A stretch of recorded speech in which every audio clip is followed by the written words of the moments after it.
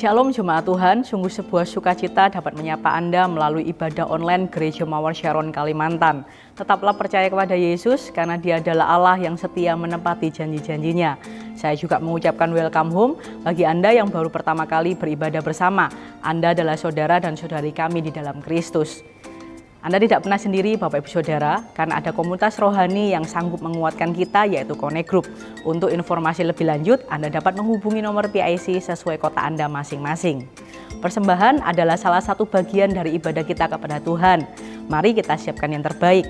Persembahan dapat Anda berikan melalui transfer ke nomor rekening yang tertera di layar kaca Anda. Bagi Anda yang memerlukan dukungan doa, Anda dapat segera mengetikkan permohonan doa Anda melalui kolom komentar YouTube. Tim kami siap mendoakan Anda. Minggu ini adalah Minggu Perjamuan Kudus. Mari siapkan roti dan anggur di rumah Anda masing-masing. Roti Anda dapat ganti dengan roti tawar ataupun biskuit. Anggur Anda dapat ganti dengan air putih, sirup maupun teh. Jangan lupa like, komen, subscribe, dan sharekan channel YouTube GMS Kalimantan agar kita tidak ketinggalan setiap rangkaian acara dan ibadah, dan tentunya untuk kita bisa memberkati banyak orang. Mari kita berdoa bersama-sama. Tuhan, terima kasih buat hari ini, buat kesempatan untuk kami boleh beribadah bersama-sama. Biar hari ini kami boleh menangkap apa yang terbaik yang Tuhan sudah berikan di dalam setiap kehidupan kami. Urapi kami, urapi hati kami Tuhan, untuk kami boleh semakin mencintai Engkau lebih lagi di dalam setiap kehidupan kami.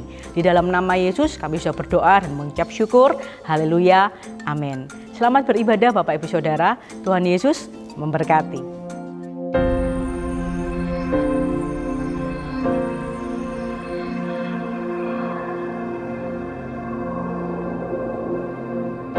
Orang yang suka memuji akan kuat roh doanya.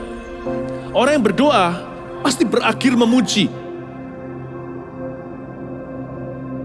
Karena Allah bertata di atas pujian. Siapa memuji, Allah mengatasi hidupnya.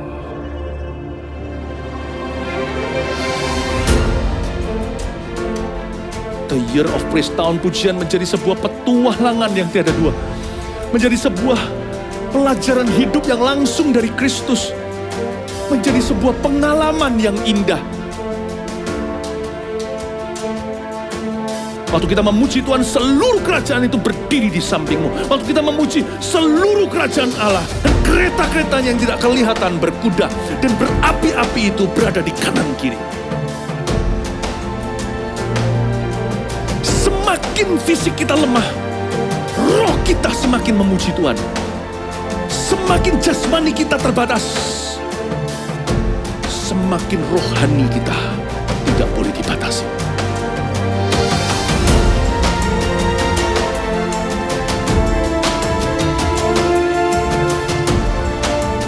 Welcome to the Year of Praise and Provision.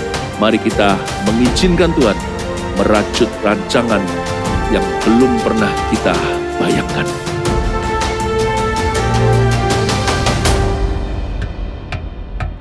Yang bersuka cita hari ini katakan Tuhan Yesus baik. Tuhan Yesus baik. Amin.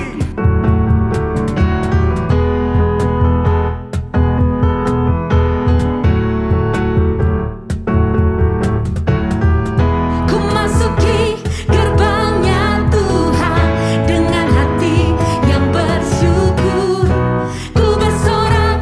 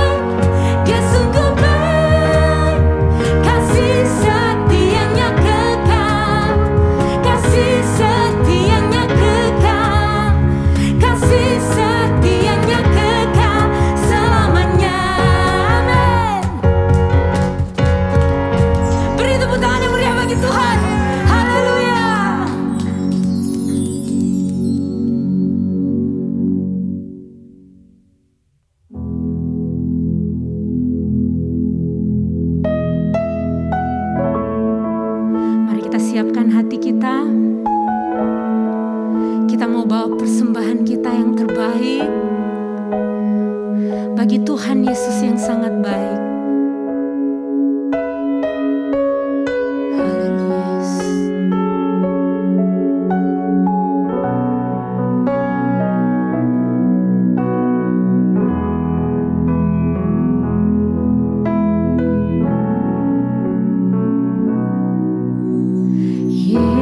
Yesus, Kau sungguh baik. Yesus,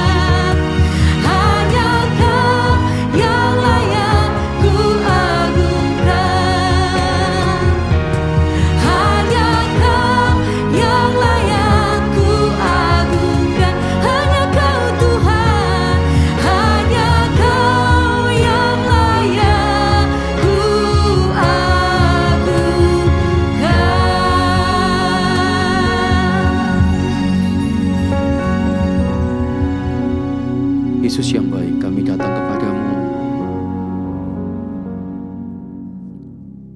Kami mau serahkan hati kami Tuhan sekali lagi sebagai persembahan yang hidup. Hidup kami, tubuh kami, seluruh keberadaan kami ini milik-Mu. Biarlah Kau dapati kami mengikuti Engkau karena kami mengasihi-Mu. Thank you Tuhan. Bapa, sampaikan isi hati-Mu untuk umat yang Kau kasihi. Di dalam nama Yesus. Amin. Shalom Bapak, Ibu, Saudara sekalian yang dikasihi Tuhan. Damai sejahtera Allah ada untuk setiap Anda, untuk setiap rumah, untuk setiap keluarga, dimanapun Anda berada. Bila kasih setia Tuhan senantiasa menyertai Anda. Di kesempatan ini, saya rindu menyapa untuk setiap gereja lokal, untuk seluruh Kalimantan, juga gereja perintisan, juga setiap jemaat, orang yang sangat kita kasihi, apalagi Tuhan sangat mengasihi Anda. Pada kesempatan ini saya ingin menyampaikan satu topik khotbah yang saya berikan judul, Jangan Berhenti di Sini. Apa maksudnya? Kita belajar sama-sama ya, dalam seni mengikut Tuhan. Pembacaan saya ambil dari Yohanes 6. Sebelum kita akan baca ayatnya, Anda tahu bahwa Yohanes 6 mulai dari ayat pertama ini adalah cerita bagaimana Yesus memberikan makan untuk 5.000 orang. Setiap kita tahu dan ini cerita yang sangat terkenal di mana Tuhan buat mukjizat dari 5 roti dan 2 ikan. Ketika Tuhan mengangkat dan mengucap syukur, tiba-tiba makanan ini bisa berlimpah-limpah, bahkan sisanya sampai berbelas-belas bakul. Ini sesuatu yang menarik dan cerita ini sudah kita sangat kenal dan familiar sekali di telinga kita. Namun ada sesuatu yang menarik di dalam pembacaan Yohanes 6. Ketika kita lihat perikop Yesus memberi makan 5.000 orang, kemudian diikuti dengan perikop yang lain. Di sana ada satu perikop yang diberikan judul, orang banyak mencari Yesus. Wah, dari kejadian seseorang atau banyak dari umat-umat itu yang mendapat makanan, mendapat mukjizat, mereka tidak berhenti di sana. Ternyata mereka tetap mencari Tuhan kan, mereka ikut Tuhan, mereka tetap mencari di mana Yesus setelah ini. Jadi di mana Yesus berada selalu diakhiri dengan kelompok manusia yang begitu banyak, berbondong-bondong orang mencari Tuhan Yesus. Tapi ada yang menarik ketika saya baca di sini, tiba-tiba Tuhan taruh sebuah rema ketika saya membaca pembacaan firman Tuhan ini. Judul perikop berikutnya adalah roti hidup. Waktu saya baca ini Tuhan taruh sesuatu di hati saya, khususnya buat saya pribadi. Sebelum saya menyampaikan ini kepada Anda, saya yang mesti belajar terlebih dahulu tentang kebenaran firman ini. Tiba-tiba Tuhan bicara di hati saya tentang seni mengikut Dia, seni mengikut Tuhan. Banyak di antara kita bisa dengan berbagai macam alasan datang ke gereja. Entah itu karena kita mengalami mukjizat, entah itu karena kita melihat kebaikan Tuhan, entah itu karena memang ya pengen aja saya ke gereja. Atau banyak sekali cerita-cerita yang lain. Kita boleh datang ke gereja mengikut Tuhan dengan berbagai macam alasan. Tetapi pada akhirnya kita tidak lagi bertahan dengan alasan kita. Kita di sini untuk memenuhi satu panggilan, yaitu panggilan Tuhan menjadi muridnya. Amin. Jadi alasan kita memulai bisa berbeda-beda. Tapi ketika kita masuk, kita sudah mengerjakan alasan yang sama. Kita sudah mengerjakan panggilan yang sama. Setelah kita tahu Yohanes 6 ayat yang pertama sampai 15 bercerita tentang mukjizat Tuhan. Ini kayak kita di awal, kita bertobat karena kita disembuhkan, kita melihat mukjizat, keluarga kita mengalami sebuah kemenangan dan lain sebagainya. Setelah kita mau ikut Tuhan karena mukjizat, atau karena kita percaya karena melihat, orang Kristen tidak boleh berhenti sampai di sini. Tuhan sedang tuntun kita untuk masuk di level berikutnya. Mari kita baca sama-sama di Yohanes 6 ayat yang ke-25. Judul perikopnya adalah roti hidup. Ketika orang banyak menemukan Yesus di seberang laut itu, mereka berkata kepadanya, "Rabi, bila mana engkau tiba di sini?" Yesus menjawab mereka, Aku berkata kepadamu, sesungguhnya kamu mencari aku bukan karena kamu telah melihat tanda-tanda, melainkan karena kamu telah makan roti itu dan kamu kenyang. Bekerjalah bukan untuk makanan yang akan dapat binasa, melainkan untuk makanan yang bertahan sampai kepada hidup yang kekal, yang akan diberikan anak manusia kepadamu. Sebab dialah yang disahkan oleh Bapa, Allah dengan meterainya. Lalu kata mereka kepadanya, apakah yang harus kami perbuat supaya kami mengerjakan pekerjaan yang dikehendaki Allah? Jawab Yesus kepada mereka, inilah pekerjaan yang dikehendaki Allah, yaitu hendaklah kamu percaya kepada Dia yang telah diutus Allah. Saya lompat ke ayat 32. Maka kata Yesus kepada mereka, aku berkata kepadamu, sesungguhnya bukan Musa yang memberikan kamu roti dari surga, melainkan Bapa-Ku yang memberikan kamu roti yang benar dari surga. Karena roti yang dari Allah ialah roti yang turun dari surga dan yang memberi hidup kepada dunia. Maka kata mereka kepadanya, Tuhan berikanlah kami roti itu senantiasa. Ayat 35, kata Yesus kepada mereka, akulah roti hidup. Dan barang siapa datang kepadaku, ia tidak akan lapar lagi. Dan barang siapa percaya kepadaku, ia tidak akan haus lagi. Saya lompat ke ayat 41. Maka bersungut-sungutlah orang Yahudi tentang dia, karena ia telah mengatakan, akulah roti yang telah turun dari surga. Kata mereka, bukankah ia ini Yesus, anak Yusuf, yang ibu bapanya kita kenal? Bagaimana ia dapat berkata, aku telah turun dari surga? 43. Jawab Yesus kepada mereka, janganlah kamu bersungut-sungut. Saya lompat ke ayat 52. Orang-orang Yahudi bertengkar antar sesama mereka dan berkata, bagaimana ia dapat memberikan dagingnya kepada kita untuk dimakan?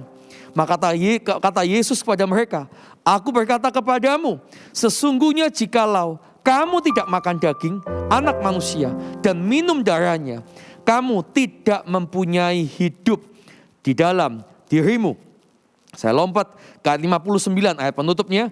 Semuanya ini dikatakan Yesus di Kapernaum ketika ia mengajar di rumah ibadat. Wah, ini kayaknya agak berbeda ya. Orang banyak yang mengikut Yesus tiba-tiba mendapati sebuah fenomena yang berbeda dengan ekspektasi. Sebelumnya Yesus kasih mukjizat, makan, kemudian melihat orang disembuhkan. Tapi ketika mereka datang dan sudah menemukan Yesus ada di situ, Yesus sedang menjelaskan satu penjelasan tentang roti hidup. Dan mereka susah mencerna itu, mereka susah menerima itu, sehingga timbullah sungut-sungut dan pertengkaran di antara orang Yahudi. Kata Yesus, jangan kamu bersungut-sungut. Nah, ini ada yang menarik loh. Apa yang menjadi korelasi dalam kehidupan kita?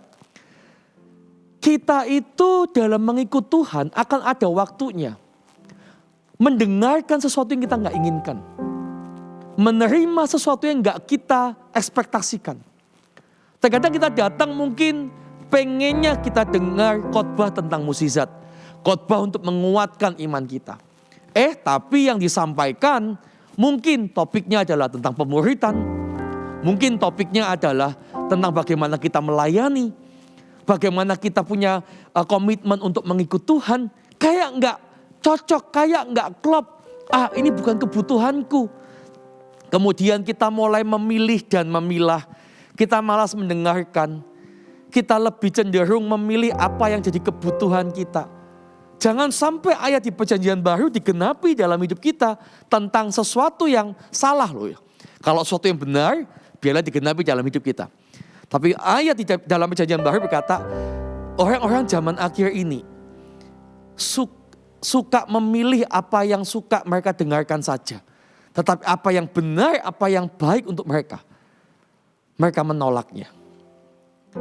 Tahukah Anda,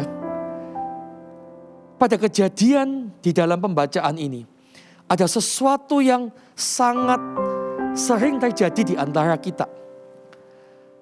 Kita ikut Tuhan bisa jadi karena kita melihat kebaikannya. Betul, kita ikut Tuhan karena kita melihat mukjizatnya, nggak salah. Tetapi seperti saya katakan di awal, ada waktunya di mana Tuhan akan bawa kita di level berikutnya. Bukan lagi hanya menantikan mukjizat, tetapi ada level atau dimensi pemuritan yang Tuhan inginkan.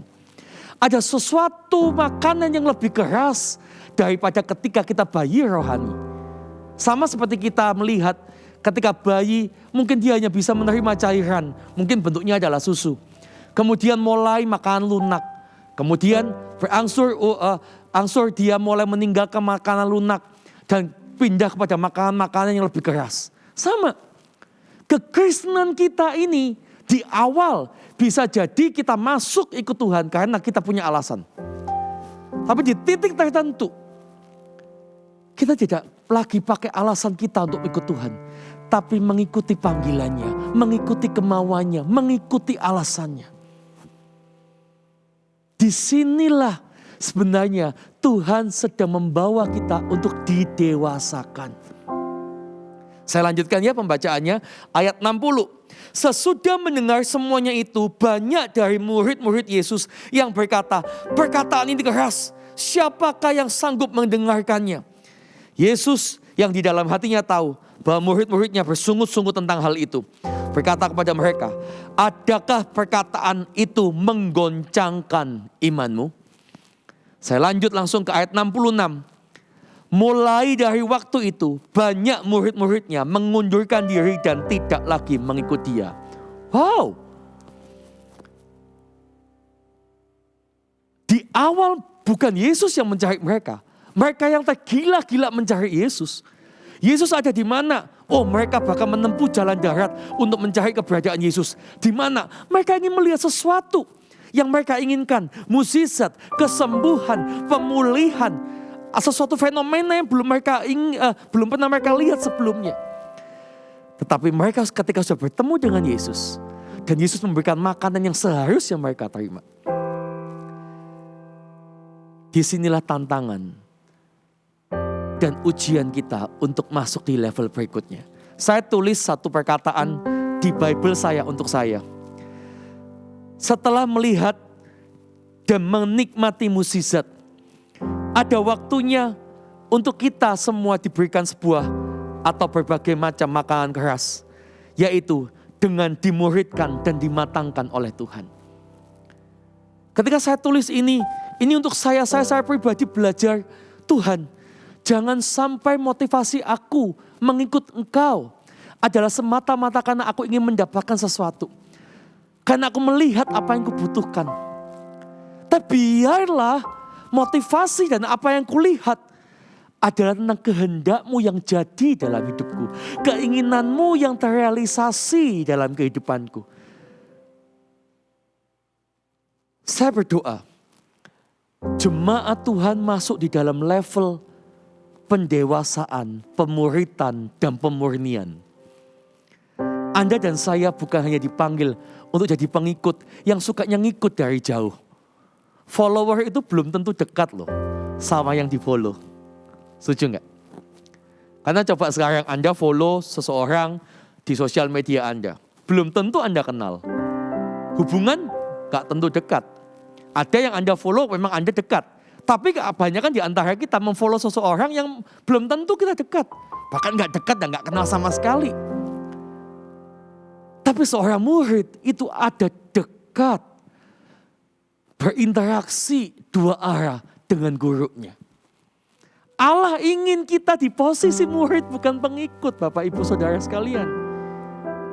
Ketika kita mengenyam sesuatu yang enak, ada waktunya kita mengenyam sesuatu yang keras, sesuatu yang mendidik, sesuatu yang gak enak buat daging kita. Tapi itu baik untuk kita. Makanya di sini kita perlu tahu bahwa untuk kita menjadi seseorang yang mengikut Tuhan, kita perlu melakukan dua hal ini. Yang pertama, pengikut Tuhan itu akan masuk di dalam sebuah level pemuritan. Ikut Tuhan itu dimuridkan. Dan yang kedua, ikut Tuhan itu dimurnikan. Saya ulang. Yang pertama, ikut Tuhan itu dimuridkan. Dan yang kedua, ikut Tuhan itu dimurnikan. Kita belajar sama-sama ya. Ibrani 12 ayat 7. Ibrani 12 ayat yang ke-7.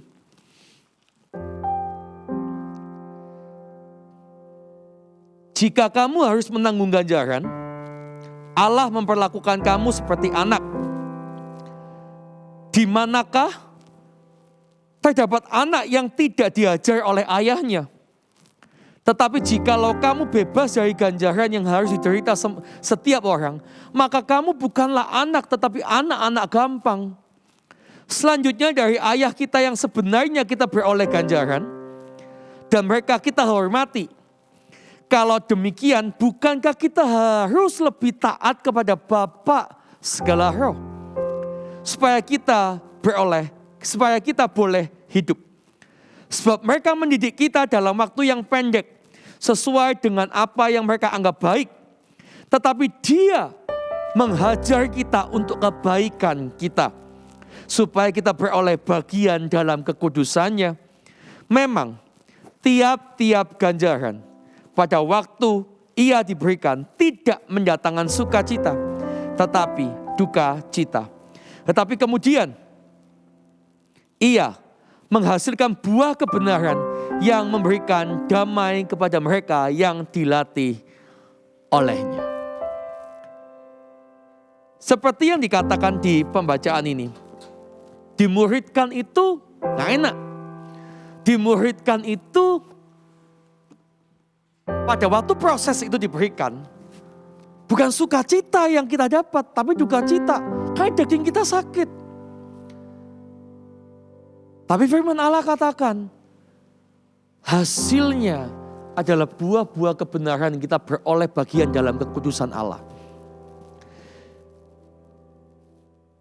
Bapak Ibu Saudara sekalian yang kasih Tuhan, dimuridkan ini adalah sebuah kondisi di mana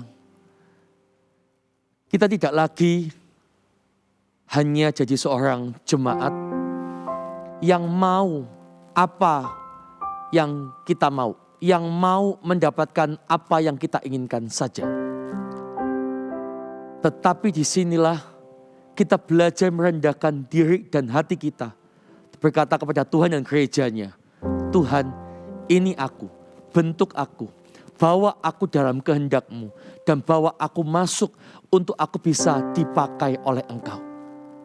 Perlu untuk kita dilepaskan dari setiap hal-hal yang salah? Ya.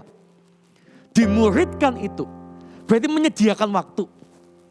Dimuridkan itu berarti menyediakan hati. Dimuridkan itu berarti menyediakan dirinya. Yang paling penting adalah dimuridkan itu memberikan hak untuk Tuhan dan siapa yang ditunjuk oleh Tuhan untuk mengarahkan dan membentuk kita. Tuhan sedang melakukan pemuridan kepada banyak orang yang mengikut Dia. Oh, mereka ikut, mereka datang. Mereka melihat mukjizat dan mereka berbondong-bondong kayak admire gitu ya. Kayak wah, lihat Tuhan Yesus itu kagum.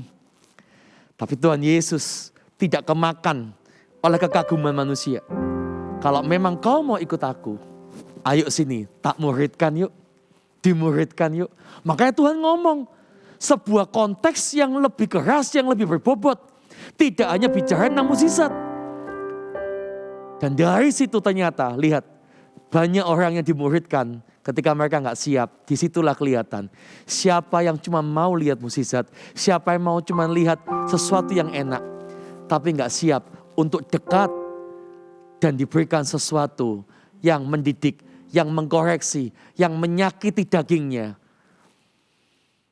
Disitulah akhirnya kelihatan siapa murid, siapa pengikut. Saya berdoa, jemaat di tempat ini, Anda sekalian memberikan diri bukan jadi pengikut saja, tapi murid. Yang kedua, ikut Tuhan apa sih saya katakan? Dimurnikan. Yang pertama kan ikut Tuhan dimuridkan. Ikut Tuhan yang kedua dimurnikan. 2 Timotius 2 ayat 20 dan 21. 2 Timotius 2 ayat 20 dan 21. Dalam rumah yang besar bukan hanya terdapat perabot dari emas dan perak, melainkan juga dari kayu dan tanah. Yang pertama dipakai untuk maksud yang mulia. Dan yang terakhir untuk maksud yang kurang mulia. 21, jika seorang menyucikan dirinya dari hal-hal yang jahat, ia akan menjadi perabot rumah untuk maksud yang mulia. Ia dikuduskan, dipandang layak untuk dipakai tuannya, dan disediakan untuk setiap pekerjaan yang mulia. Seseorang kalau sudah menambang emas, dia dapat emas itu ya dari hasil tambangnya. Emas tersebut nggak langsung dijual dalam bentuk langsung jadi perhiasan loh. Atau langsung ke konsumen atau tangan terakhir. Emas itu, hasil tambang emas itu akan masuk dalam setiap proses yang tidak sedikit. Mereka akan masuk di dalam proses yang namanya pemurnian logam. Supaya apa? Supaya mineral-mineral yang tidak diperlukan itu turun. Dipanaskan sampai didapati emas ini benar-benar jadi logam mulia. Jadi disucikan, dimurnikan dulu. Sampai ketika hasilnya yang dimau sudah ada di sana. Semua yang kotor udah turun di situ. Barulah dia dijual. Kenapa? Karena nilai jualnya jauh lebih tinggi. Nah sama. Ini ibarat kayak kita. Kita bertobat.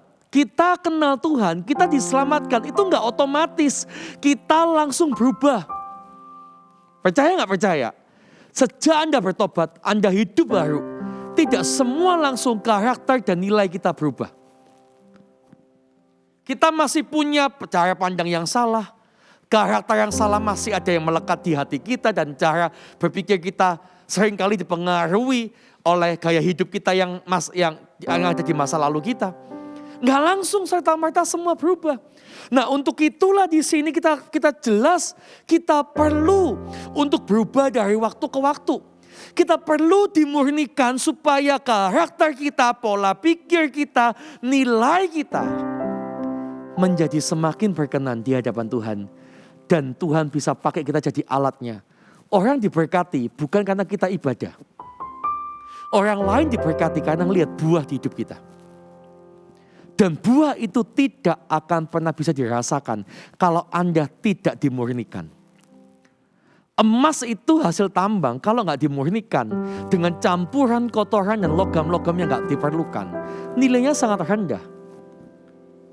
Maka dari itu kita perlu untuk siap sedia dimurnikan. Dan saya kasih tahu dimurnikan itu nggak enak Bapak Ibu. Logam itu dimurnikan dengan panas. Kalau hari ini kita dipanasin, kalau hari ini kita benar-benar didetoks, itu sakit. Proses gesekan dan lain sebagainya. Jadi saya mau kasih beberapa tahapan atau poin-poin kita dimurnikan itu kayak apa. Yang pertama, kita perlu dimurnikan dalam apa? Melalui firman. Firman ini tidak cukup kalau Anda cuma mendengarkan ibadah minggu. Atau khotbah saat teduh misalnya. Tuhan ingin firman ini masuk dalam hidup kita, melekat di hidup kita, menjadi sebuah pegangan di dalam kehidupan kita. Untuk itu kita perlu menggalinya, hidup dekat dengan firman setiap hari, tidak bisa tidak. Karena melalui firmanlah ada sebuah detoks di dalam hidup kita. Apa yang kau masukkan di dalam hidupmu, itulah yang keluar dalam hidupmu. Jadi kalau Anda memasukkan makanan, yaitu adalah firman Allah, tahukah Anda, itu pun juga yang keluar dalam hidup Anda. Kualitas hidup Anda gak akan beda jauh, gak akan beda dari firman yang Anda makan. Karena apa yang kau makan, itu yang keluar. Apa yang kau masukkan, itu yang keluar. Nah, pertanyaannya gini, sejauh mana hari ini kita punya kerinduan untuk hidup dekat dan dalam dengan firman Allah. Gembala regional kita seminggu 3 kali kasih renungan di waktu pagi dengan judulku renungkan firman-Mu. Itu bukan supaya kita mengandalkan hasil perenungan dari gembala kita. Tapi juga supaya bisa menginspirasi kita. Kalau gembala kita begitu bergaul dengan Tuhan di dalam firman-Nya, kita juga punya panggilan yang sama untuk kita dalam dengan firman Allah setiap hari. Hikmat-hikmat Tuhan, janji-janji Tuhan. Iman itu timbul dari pendengaran akan firman Allah. Akan selalu Anda alami ketika Anda bergaul dengan firman-Nya. Oh, tiba-tiba Anda didetoks, Anda dikoreksi ketika Anda baca firman itu. Tuhan bilang ini salah, ini salah, ini salah. Ditunjukkan setiap kesalahan Anda sedang dimurnikan di sana. Yang kedua, dimurnikan melalui apa? Melalui orang lain. Gimana caranya? Komunitas di dalam gereja sebenarnya bukan hanya supaya kita punya keluarga rohani dan supaya kita bisa senang, kita bisa happy. Bukan loh. Salah satu tujuannya adalah supaya ketika gesekan terjadi, itulah pemurnian kita. Banyak orang menghindari gesekan. Banyak orang menghindari masalah ketika gesekan satu dengan yang lain. Kemudian udahlah gak mau CG, percuma CG kok aku gak enakan sama ini dan itu. Justru Anda perlu di sana karena gesekan adalah bagian dari pemurniannya. Saya pernah cerita tentang ilustrasi batu bata kan. Batu bata itu kenapa bentuknya harus sama supaya dia bisa disusun, supaya dia bisa dimasukkan dimanapun. Kalau tiba-tiba Anda dan saya jadi batu bata yang bentuknya beda, ukurannya beda, kita ini gak bisa diletakkan dimanapun. Nah supaya bisa diletakkan dan masuk dimanapun, di dalam lubang yang sama itu, karena size-nya harus sama, bentuknya harus sama. Kita mesti diasah, kita mesti dibentuk supaya kita bisa masuk dimanapun. Gesekan itu baik. Firman Allah pun mencatat, manusia menajamkan sesamanya. Jadi jangan hindari gesekan. Jangan lihat gini, orang itu nyalain aku.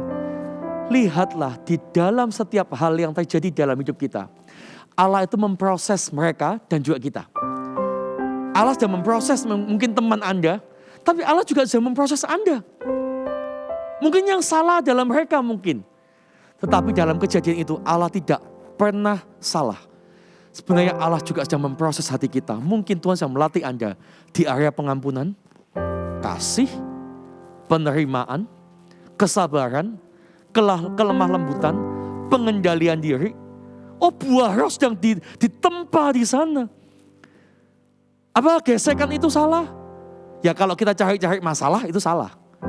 Tapi kalau kita sudah menghindari masalah, kita mengharapkan di CG damai-damai saja. Tiba-tiba masalah gak diundang.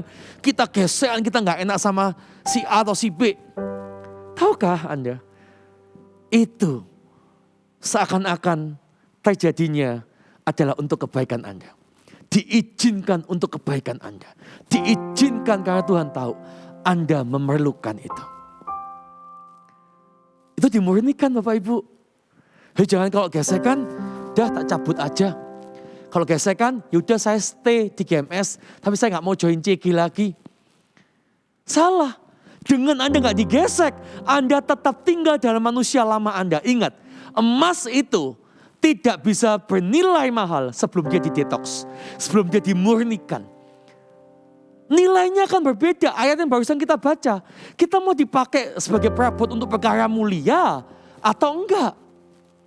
Kalau Anda mau dipakai untuk perkara mulia, percayalah prosesnya pun itu harus kita lalui. Jangan kita cuma mau hasilnya, oh saya mau jadi logam mulia, tapi Anda tidak mau dimurnikan, tidak pernah bisa terjadi. Karena pertobatan kita tidak langsung menjadikan kita langsung berubah seutuhnya. Dari waktu ke waktu Tuhan akan izinkan terus proses. Termasuk di level pemimpin-pemimpin. Nah, gembala-gembala Anda sampai hari ini. Kami pun masih diproses sama Tuhan. Dimurnikan oleh Tuhan. Dalam berbagai area kehidupan kami. Supaya didapati semakin mulia dan berkenan dipakai untuk perkara-perkara yang mulia di hadapan Tuhan juga. Amin. Yang berikutnya, dimurnikan melalui apa? Melalui pengajaran, melalui pengembalaan, diarahkan, ditegur. Di sini kita nggak bisa bilang kita tuh rendah hati loh. Kalau kita itu nggak mau mendengarkan orang lain. Karena di dalam pengembalaan, di dalam teguran, di dalam pengarahan di dalam hidup kita ini, kita butuh yang namanya rendah hati. Karena orang rendah hati itu dia akan belajar untuk mendengarkan. Enggak merasa paling tahu. Enggak merasa paling benar. Saya percaya satu hal. Waktu kita belajar terus untuk bisa humble, akan lebih banyak lagi hal-hal benar yang bisa kita dengarkan. Akan lebih banyak lagi nilai-nilai benar yang bisa kita miliki. Kenapa? Karena hati kita terbuka untuk sesuatu yang baru. Kalau kita sudah merasa, oh saya sudah baik. Orang seperti ini akan punya banyak benteng di dalam hidupnya. Kadang gak kelihatan sih. Kadang kelihatannya dia mendengarkan sih. Tapi pikirannya, hatinya udah pasang banyak benteng di sana. Sehingga boleh masuk, langsung keluar, tidak pernah mengendap di dalam. Maka dari itu kita perlu untuk digembalakan. Kenapa saya bilang digembalakan itu pemurnian?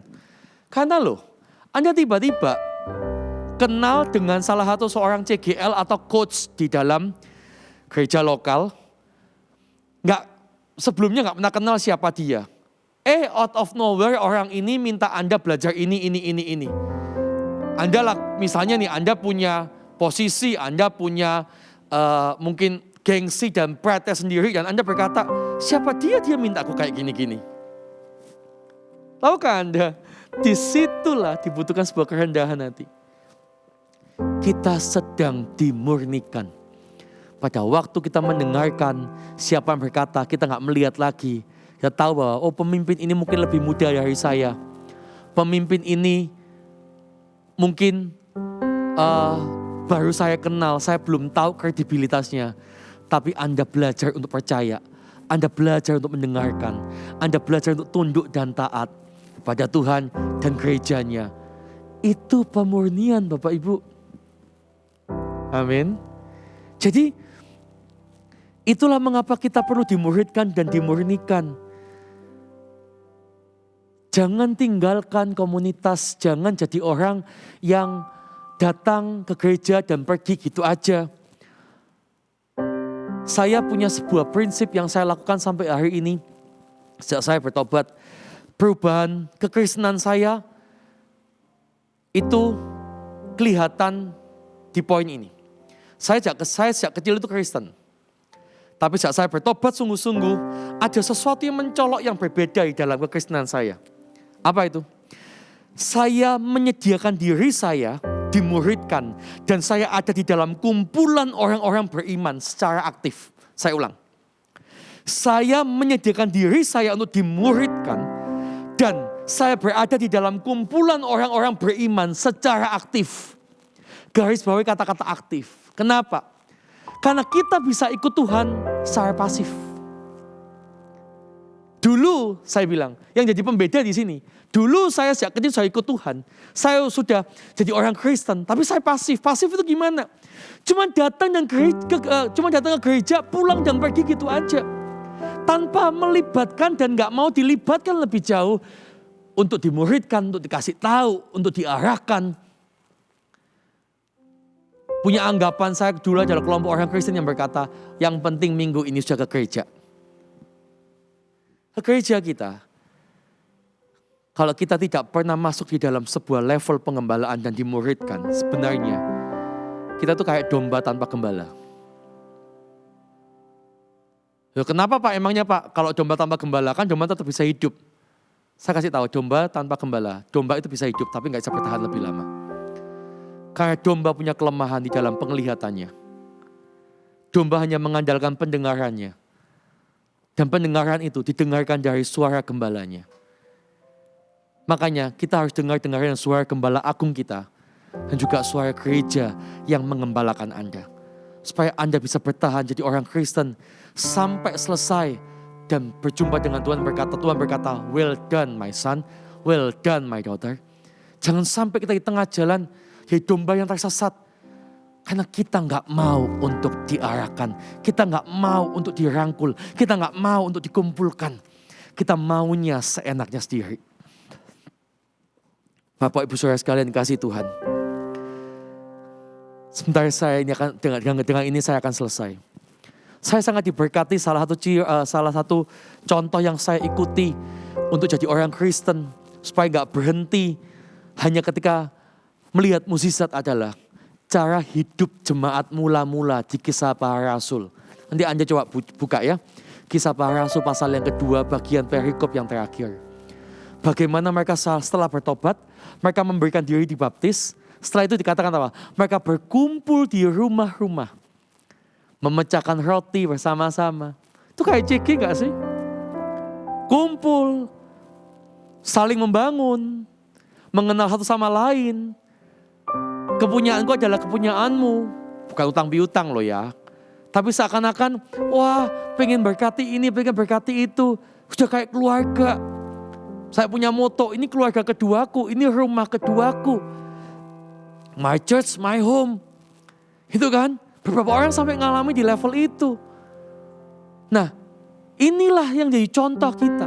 Kita gak bisa bertobat kemudian kita datang karena yang penting saya dengar. Memang betul Anda kan diberkati dengan firman dan hadirat Tuhannya. Tapi untuk menjadi bertumbuh dan berjalan lebih lama, Anda butuh ada di dalam kumpulan pengembalaan, kumpulan orang-orang beriman. Karena itulah yang juga dilakukan oleh para murid-muridnya Yesus. Amin. Bapak, Ibu, Saudara sekalian kasih Tuhan. Allah menginginkan kita punya kualitas murid, kenal dan mengikut Dia dari dekat. Oleh karena itu,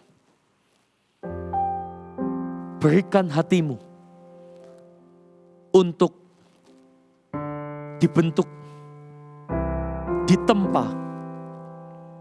Seakan-akan sakit, udah biarkan. Karena aku tahu Tuhan menginginkan sesuatu yang lebih baik dalam hidupku. Saya jadi ingat satu pembacaan di firman Tuhan tentang ranting pohon anggur yang dibersihkan lagi supaya lebih banyak berbuah.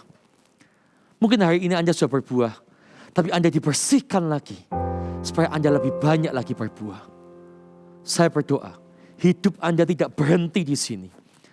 Mengikut Tuhan karena melihat kebaikannya, mengikut Tuhan karena melihat mukjizatnya, tapi mengikut Tuhan karena mau dimuridkan. Mengikut Tuhan karena mau dekat dan dengar-dengaran dengan Allah. Gak peduli apa yang saya dapat. Saya melangkah, saya mengikuti Dia karena saya tahu dengan saya dengar-dengaran dengan Tuhan saya akan mengalami kehidupan itu. Ingat, ikut Tuhan secara aktif, bukan pasif. Saya undang PAW untuk maju ke depan. Dan disinilah pembedanya. Orang yang ikut Tuhan karena mukjizat semata-mata. They come and go easily. Saya ulang. Mereka yang ikut Tuhan karena mukjizat dan bukan karena mau dimuridkan. They can come and go easily. Mereka bisa datang dan pergi dengan sangat mudah. Tapi kalau seseorang yang mau dimuridkan, tidak akan pernah memutuskan untuk come and go dengan gampang. Karena mereka tahu, disinilah tempatnya. Disinilah rumahku. Amin. Mulai hari ini, jadilah umat Tuhan yang tidak meninggalkan Tuhan. Bahkan di saat-saat paling susah. Saya akan bacakan ayat terakhir saya di Yohanes pasal yang ke-6 tadi ya. Ayat ke-67. Maka kata Yesus kepada ke-12 muridnya, apakah kamu tidak mau pergi juga? Ketika banyak orang pergi meninggalkan Dia, murid-murid yang lain sudah meninggalkan Yesus. Yesus tanya kepada 12 ini, maka kata Yesus pada ke-12 muridnya, apakah kamu tidak mau pergi juga? Jawab Simon Petrus kepadanya, Tuhan, kepada siapakah kami akan pergi? Perkataanmu adalah perkataan hidup yang kekal. Jadilah orang yang stay dengan Tuhan dalam masa apapun.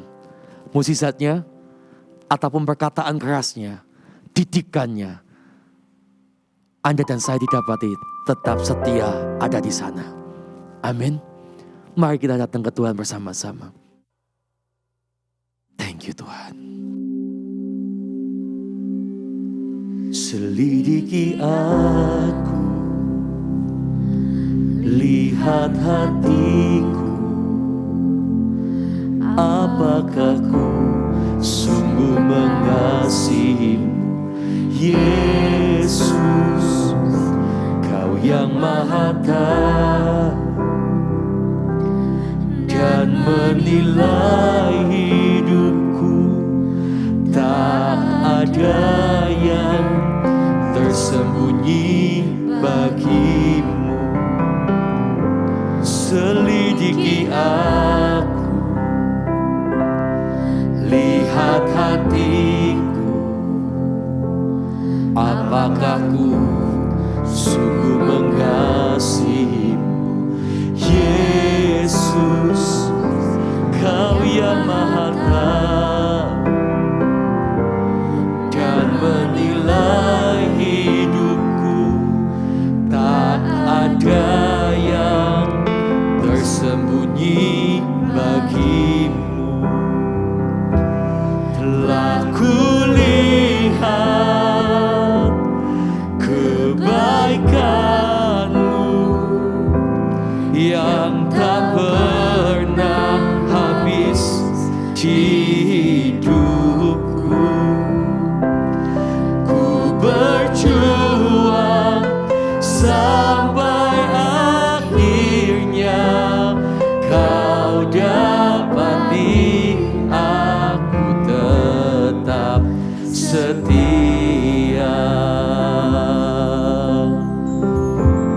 Nyanyikan sama-sama. Selidiki aku, lihat hatiku, apakah ku sungguh mengasihimu, Yesus, Kau yang Maha Tahu dan menilai hidupku.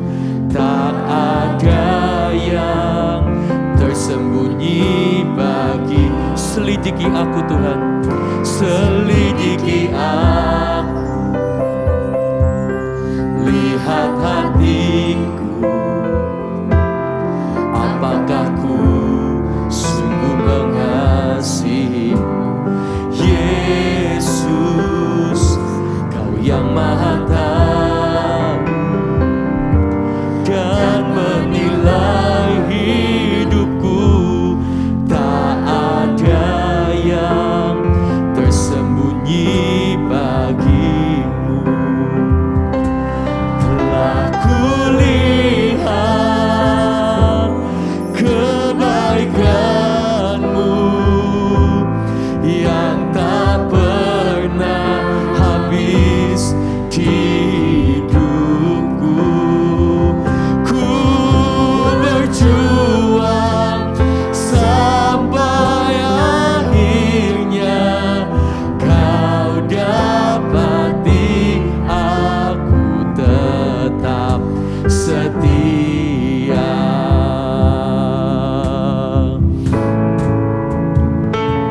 Telah kulihat kebaikan-Mu yang tak pernah habis di hidupku.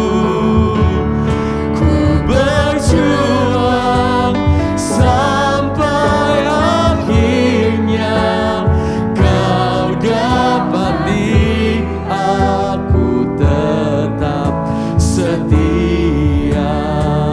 Telah kulihat kebaikan-Mu yang tak pernah habis di hidupku.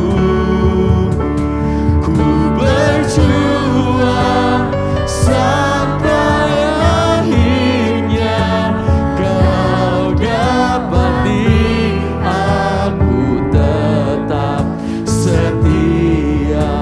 Mari kita sembah Dia. Oh, oh, Kia la la la la la bayamo, Kia na maya serame. Oh, na na maya se, oh na na kana na na maya so.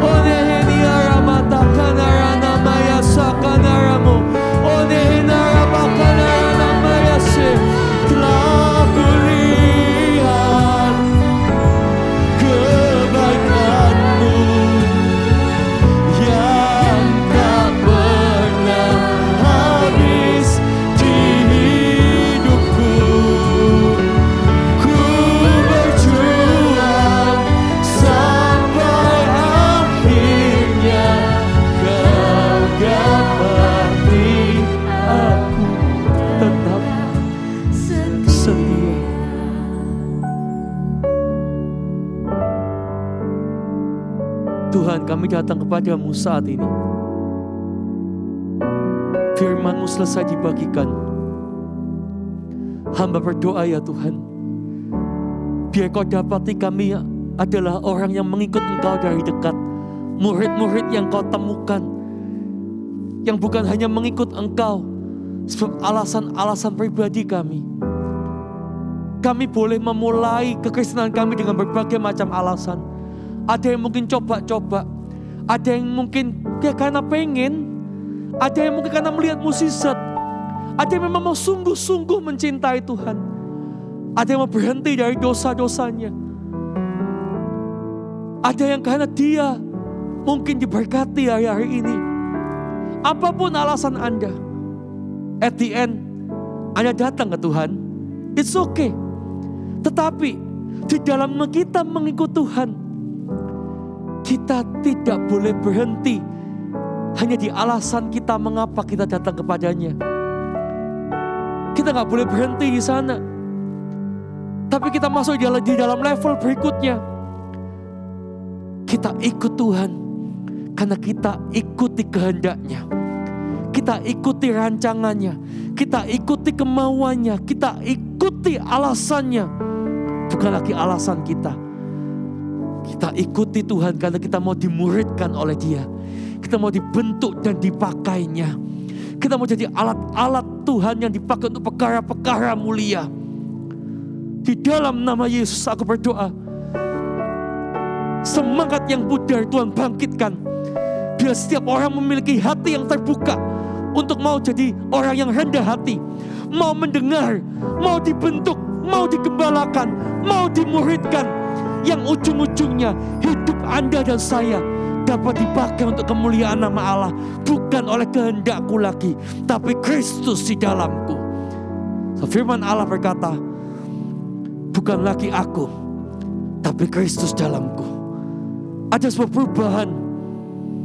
Kita ikut Tuhan bukan karena kemauan kita lagi, alasan kita pribadi, tapi karena kita mengikuti kehendak-Nya. Di dalam nama Yesus aku berdoa Tuhan, setiap umat Kau dapati bukan lagi jadi orang Kristen yang cuma datang dan pergi dalam sebuah gereja, tapi orang Kristen yang secara aktif akan menggabungkan diri dalam komunitas-komunitas rohani, bertumbuh di sana, dan secara aktif mau dimuridkan oleh Tuhan dan gerejanya. Dalam nama Yesus. Hari ini adalah minggu perjamuan. Anda bisa siapkan roti dan anggur yang ada di rumah Anda. Roti apapun boleh.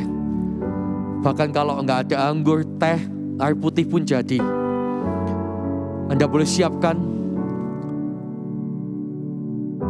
Angkat roti di tangan kanan Anda. Perjamuan kudus ini mengingatkan kita bahwa Dia telah memberikan segala-galanya untukmu dan untukku.